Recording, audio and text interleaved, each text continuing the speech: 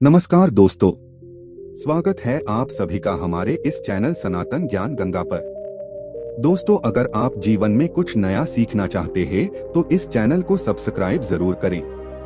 राधे राधे, जय श्री कृष्णा। दोस्तों, अगर आप राधा रानी से सच्चा प्यार करते हैं, प्रेम करते हैं तो एक लाइक जरूर करना। आज मैं आप सभी के समक्ष भाद्र मास की शुक्ल पक्ष की अष्टमी के दिन राधा अष्टमी व्रत कथा प्रस्तुत कर रहा हूँ। सबसे पहले आप सभी को राधा अष्टमी के पावन पर्व की हार्दिक शुभकामनाएं। दोस्तों, भाद्र मास के शुक्ल पक्ष की अष्टमी के दिन राधा अष्टमी का त्योहार मनाया जाता है। इस दिन श्री कृष्ण भगवान की प्रिय राधा रानी का जन्म हुआ था। राधा अष्टमी का व्रत करने से विशेष पुण्य की प्राप्ति होती है और सभी प्रकार के कष्टों से छुटकारा मिलता है। सुहागन स्त्रियां अखंड सौभाग्य की प्राप्ति के लिए राधा अष्टमी का व्रत रखकर राधा रानी की विशेष रूप से पूजा करती है। इस दिन पूरी श्रद्धा और भक्तिभाव से राधा रानी की पूजा करने से श्री कृष्ण भगवान संतुष्ट होकर आशीर्वाद देते हैं और जीवन में आ रही धन की समस्याएं भी दूर हो जाती है। दोस्तों, आज जो भी भक्त सच्चे दिल से राधा रानी की यह कथा सुनेगा उसके समस्त पाप नष्ट हो जाएंगे, गरीबी दूर हो जाएगी। इस कथा को चुपके से भी सुनने से व्यक्ति की कुंडली के बारे न्यारे हो जाते हैं, किस्मत और भाग्य दोनों साथ देते हैं। दोस्तों, पौराणिक कथाओं के अनुसार राधा रानी अपनी माता की कोख से नहीं बल्कि ब्रिज भानु जी की तपोभूमि से प्रकट हुई थी। आइए शुरू करते हैं राधा अष्टमी व्रत कथा। बोलो राधा रानी की जय। एक लाइक जरूर करना, नहीं तो राधा रानी आपसे नाराज हो जाएंगे। दोस्तों, एक बार देवर्षि नारद ने भगवान सदाशिव के चरणों में प्रणाम करके पूछा, है प्रभु, श्री राधा रानी देवी लक्ष्मी है या देव पत्नी, वह माँ लक्ष्मी है या सरस्वती है, क्या वह अंतरंग विद्या है या वैष्णवी प्रकृति, वह वेद कन्या है या देव कन्या है? कृपा करके विस्तार से बताएं। दोस्तों, तब भगवान शिव शंकर बोले, हैं नारद जी, मैं एक मुख से अधिक क्या कहूँ। मैं तो राधा रानी के रूप, लावण्य और गुण आदि का वर्णन करने में असमर्थ हूँ। उनके रूप आदि की महिमा करने में तीनों लोकों में कोई भी समर्थ नहीं है। उनका रूप माधुरी जगत को मोहने वाले श्री कृष्ण भगवान को भी मोहित करने वाली है। यदि अनंत मुख से चाहो तो भी उनका वर्णन करने की क्षमता मुझ में नहीं है।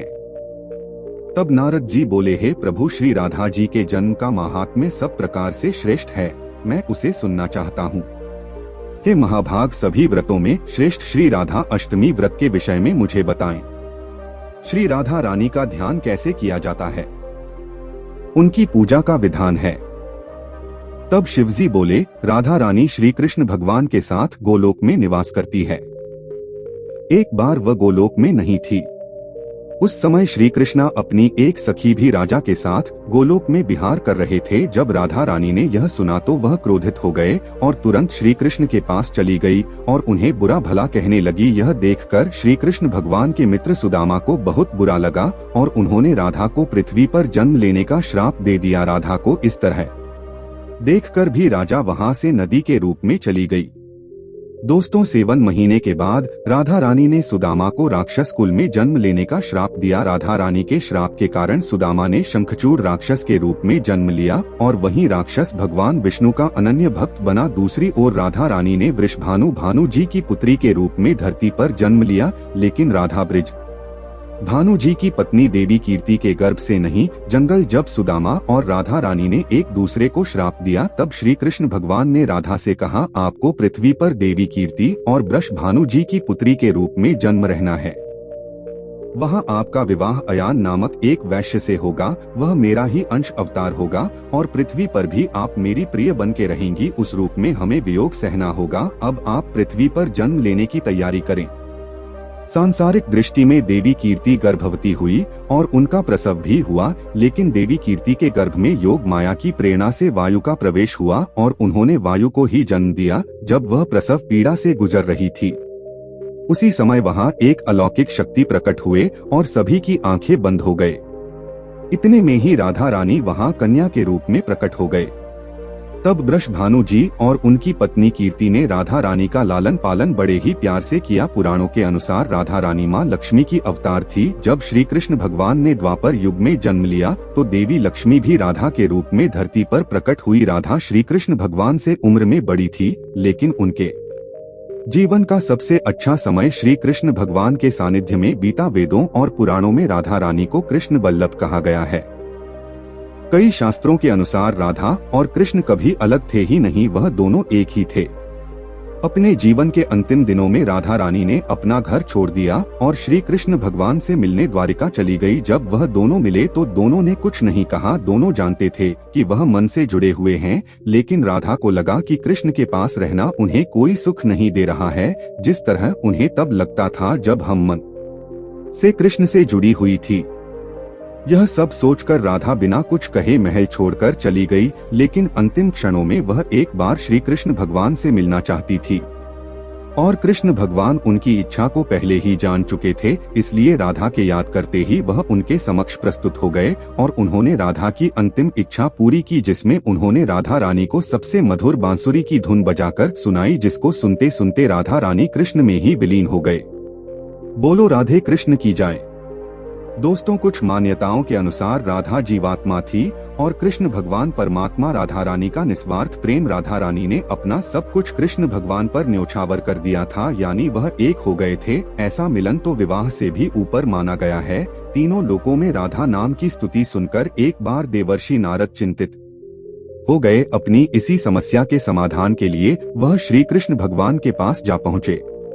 तब उन्होंने देखा कि श्री कृष्ण भगवान सिर दर्द से कराह रहे हैं। तब नारद जी ने पूछा, भगवान क्या इस दर्द का कोई उपचार नहीं है? तो कृष्ण भगवान ने कहा, यदि मेरा कोई भक्त अपना चरणोदक मुझे पिला दें तो यह दर्द शांत हो सकता है। यदि रुक्मिणी अपना चरणोदक पिला दें तो शायद लाभ हो सकता है। तब नारद जी ने सोचा, भक्त का चरणोदक भगवान के श्रीमुख में, किंतु भगवान की आज्ञा के अनुसार वह रुक्मिणी जी के पास जाकर बोले कि भगवान के सिर में दर्द हो रहा है, उन्हें आपके चरणोदक की आवश्यकता है।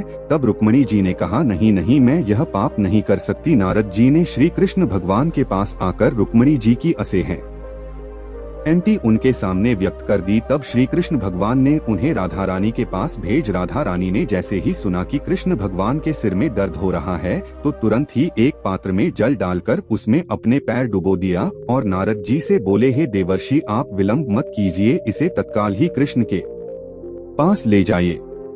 मैं जानती हूँ इससे मुझे घोर नरक मिलेगा, किंतु अपने प्रियतम के सुख के लिए मैं यह यातना भोगने को तैयार हूँ। तब देवर्षि नारद समझ गए कि तीनों लोकों में राधा के प्रेम की स्तुति क्यों हो रही है। इस तरह राधा रानी ने अपने अगाध प्रेम का परिचय दिया। इस प्रकार राधा अष्टमी की कथा पूर्ण हुई। आइए अब जानते हैं राधा अष्टमी की पूजा विधि। भाद्र मास के शुक्ल पक्ष की अष्टमी के दिन स्नान आदि से निवृत्त होकर स्वच्छ वस्त्र धारण करें। फिर श्री कृष्ण भगवान और राधा रानी की पूजा करें। सबसे पहले उन्हें पंचामृत से स्नान करवाएं, फिर उनका श्रृंगार करके उन्हें भोग अर्पित करें। उसके बाद धूप, दीप और फूल आदि अर्पित करें। फिर भगवान श्री कृष्ण और राधा रानी का ध्यान करें। तो हम माता कृष्ण प्राधिकार देवी कृष्ण प्रेममयी शक्ति शुभ है ओज इटारसी माया साथ किया। श्री कृष्ण पूजा कृष्ण भक्ति प्रदे राधे नमस्ते मंगल प्रदेश। अर्थात हे श्री राधा, आप श्री कृष्ण भगवान के प्रांत और उनकी अधिष्ठात्री देवी हैं। आप ही श्री कृष्ण की प्रेममयी शक्ति तथा शोभा है। कृष्ण भगवान भी जिनकी पूजा करते हैं वह देवी मेरी पूजा को स्वीकार करें। राधा रानी मुझे कृष्ण भक्ति प्रदान करें। मेरा नमन स्वीकार करें देवी और मेरा मंगल करें। दीन बंधु दिनेश सर्वेश्वर नमोस्तुते। गोपेश गोपिका कांत राधा कांत नमोस्तुते। अर्थात है दीनबंधु दिनेश सभी ईश्वरों के ईश्वर, हे प्रभु मेरा नमन स्वीकार करें। आप गोपियों के ईश्वर और प्राणनाथ है और राधा रानी आपके ब्रांड हैं। हे प्रभु मेरी स्तुति स्वीकार करें। आपको बारंबार प्रणाम है प्रभु। उसके बाद राधा अष्टमी व्रत की कथा सुने या पढ़े। कथा के बाद श्री कृष्ण भगवान और राधा रानी की आरती करें। दोस्तों, आज के लिए बस इतना ही। मिलते हैं एक और ज्ञानवर्धक वीडियो के साथ। धन्यवाद।